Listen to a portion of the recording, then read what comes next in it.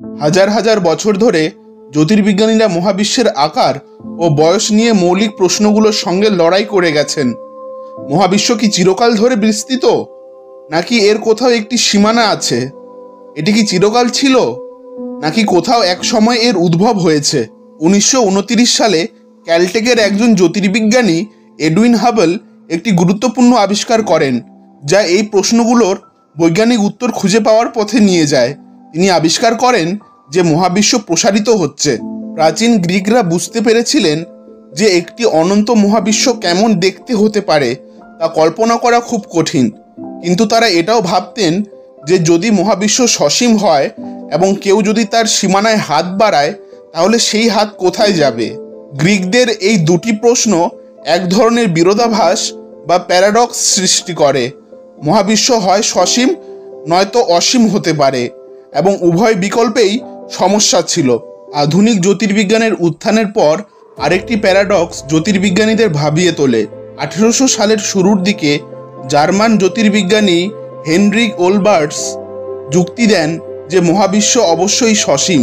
তিনি বলেন, যদি মহাবিশ্ব অসীম হতো এবং তার সর্বত্র তারা বিদ্যমান থাকতো, তাহলে আপনি আকাশের যে কোনো দিকে তাকালেই শেষমেশ আপনার দৃষ্টিরেখা কোনো না কোনো তারার পৃষ্ঠে গিয়ে পড়তো।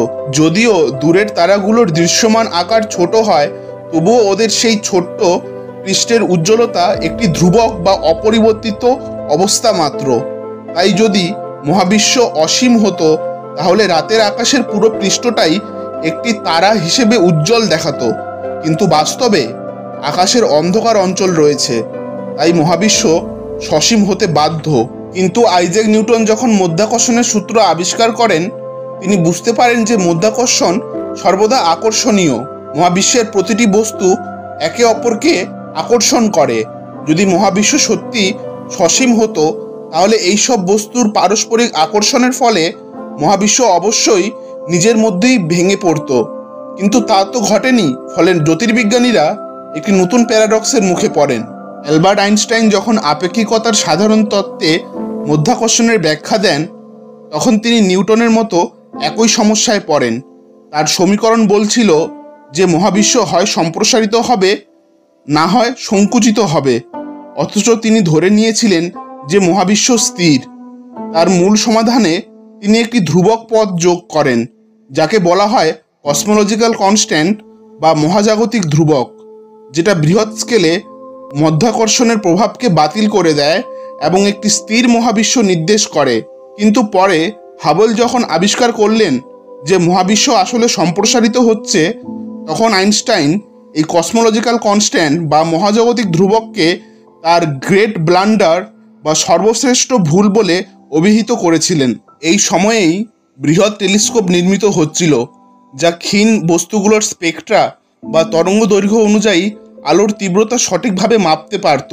এই নতুন তথ্যের সাহায্যে জ্যোতির্বিজ্ঞানীরা বোঝার চেষ্টা করেছিলেন তারা যেসব অস্পষ্ট নেবুলাস বস্তু দেখছেন সেগুলো আসলে কি। 1912 থেকে 1922 সালের মধ্যে অ্যারিজোনার লোয়েল মানমন্দিরে জ্যোতির্বিজ্ঞানী ভেস্টো স্লিফার আবিষ্কার করেন যে এইসব বস্তু থেকে আগত আলোর স্পেকট্রা ধারাবাহিকভাবে দীর্ঘতর তরঙ্গ দৈর্ঘ্যের দিকে সরে যাচ্ছে, অর্থাৎ রেড শিফটেড হচ্ছে। এর অল্প কিছুদিন পর অন্যান্য জ্যোতির্বিজ্ঞানীরা দেখলেন যে এই অস্পষ্ট বস্তুগুলো আসলে দূরবর্তী গ্যালাক্সি। এদিকে আইনস্টাইনের মহাকর্ষণের তত্ত্ব নিয়ে কাজ করা অন্যান্য পদার্থবিজ্ঞানী ও গণিতবিদেরা দেখলেন যে সমীকরণগুলোর কিছু নির্দিষ্ট সমাধান রয়েছে, যা একটি সম্প্রসারিত মহাবিশ্বকে বর্ণনা করে। এসব সমীকরণ অনুযায়ী দূরের বস্তু থেকে আগত আলো যখন এই সম্প্রসারিত মহাবিশ্বের মধ্য দিয়ে আসে, তখন তা রেড শিফটেড হয়। বস্তু যত দূরে, রেড শিফট তত বেশি হয়। 1929 সালে এডুইন হাবল ক্যালিফোর্নিয়ার প্যাসাডোনার কর্নেগি মানমন্দিরে কাজ করার সময় বহু দূরবর্তী গ্যালাক্সির রেড শিফট পরিমাপ করেন। তিনি তাদের আপেক্ষিক দূরত্বও নির্ণয় করেন, প্রতিটি গ্যালাক্সিতে থাকা এক ধরনের পরিবর্তনশীল তারা সিফিয়াইট ভেরিয়েবলের উজ্জ্বলতা মাপার মাধ্যমে। যখন তিনি রেড শিফটকে আপেক্ষিক দূরত্বের বিপরীতে রেখচিত্রে এঁকে দেখেন, তিনি দেখলেন দূরের গ্যালাক্সিগুলোর রেড শিফট তাদের দূরত্বের সাথে সরলরৈখিকভাবে বৃদ্ধি পাচ্ছে। এই পর্যবেক্ষণের একমাত্র ব্যাখ্যা হলো যে মহাবিশ্ব সম্প্রসারিত হচ্ছে। একবার বিজ্ঞানীরা বুঝতে পারলেন যে মহাবিশ্ব সম্প্রসারিত হচ্ছে, তখন তারা তাৎক্ষণিকভাবে উপলব্ধি করেন যে অতীতে এটি আরও ছোট ছিল। একসময় এই পুরো মহাবিশ্ব একটি একক বিন্দুতে সংকুচিত ছিল। এই বিন্দুকেই পরবর্তীতে বলা হয় বিগ ব্যাং বা বিগ ব্যাং সিঙ্গুলারিটি বা প্যান্থম সিঙ্গুলারিটি, যা ছিল আজকের মতো করে বোঝা মহাবিশ্বের সূচনা। সম্প্রসারিত মহাবিশ্ব সময় ও স্থানে উভয় দিক থেকেই সসীম। নিউটন ও আইনস্টাইনের সমীকরণ অনুযায়ী মহাবিশ্ব যদি সসীম হতো তবে তা ভেঙে পড়ার কথা ছিল, কিন্তু সেটি ঘটেনি, কারণ এটি সৃষ্টিলগ্ন থেকেই সম্প্রসারিত হয়ে চলছে।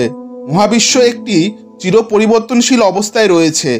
এই সম্প্রসারিত মহাবিশ্বের ধারণা, যা আধুনিক পদার্থবিদ্যার উপর ভিত্তি করে গঠিত, প্রাচীন যুগ থেকে বিংশ শতকের শুরু পর্যন্ত জ্যোতির্বিজ্ঞানীদের তাড়িত করে রাখা সব ধরনের প্যারাডক্সের অবসান ঘটায়।